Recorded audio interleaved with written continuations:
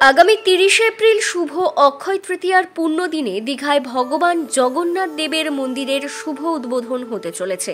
উপস্থিত থাকবেন রাজ্যের মুখ্যমন্ত্রী মমতা বন্দ্যোপাধ্যায়।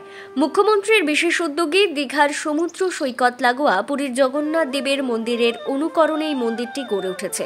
মন্দির নির্মাণে অপূর্ব স্থাপত্য শৈলী চোখে পড়ার মতো। এই মন্দির নির্মাণকে কেন্দ্র করে গোটা দীঘায় এখন সাজু সাজু রব। জোর কদমে চলছে মন্দির নির্মাণের কাজ। এখন শুধু ফিনিশিং টাচ দেওয়া হচ্ছে।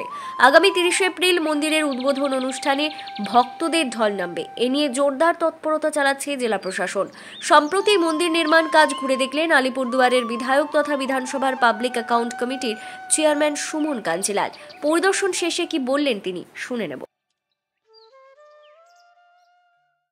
আমরা দীঘাতে, আপনারা জানেন যে দীঘায় খুব সুন্দর জগন্নাথ মন্দির ট্রাস্টি বোর্ডের মাধ্যমে এখানে নির্মাণ কাজ জোর কদমে চলছে। পশ্চিমবঙ্গ সরকারের মাননীয় মুখ্যমন্ত্রী মমতা বন্দ্যোপাধ্যায়ের বিশেষ উদ্যোগে, পশ্চিমবঙ্গ সরকারের বিশেষ ব্যবস্থাপনায় এই জগন্নাথ মন্দিরের কাজ চলছে। আমরা সবাই জানি যে আগামী ৩০ এপ্রিল এই মন্দিরের শুভ উদ্বোধন দ্বারোদ্ঘাটন হবে। এখানকার যা জোর কদমে নির্মাণ কাজ চলছে সেটা আমরা দেখলাম। অত্যন্ত সুন্দর স্থাপত্যের মধ্য দিয়ে যেন পুরীর গোটা জগন্নাথ দেবের মন্দিরটাই দীঘার সমুদ্র সৈকতের পাশে গড়ে উঠছে। এটা আমাদের কাছে একটা বিরাট পাওনা।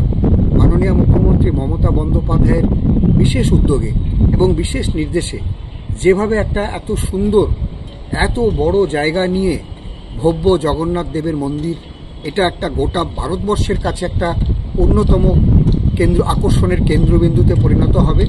সমস্ত ভক্তরা, সমস্ত পর্যটকরা, ধর্মীয় পর্যটকরা এখানে এসে একদম মুগ্ধ হয়ে যাবেন যে সুন্দরভাবে এখানে কাজ চলছে।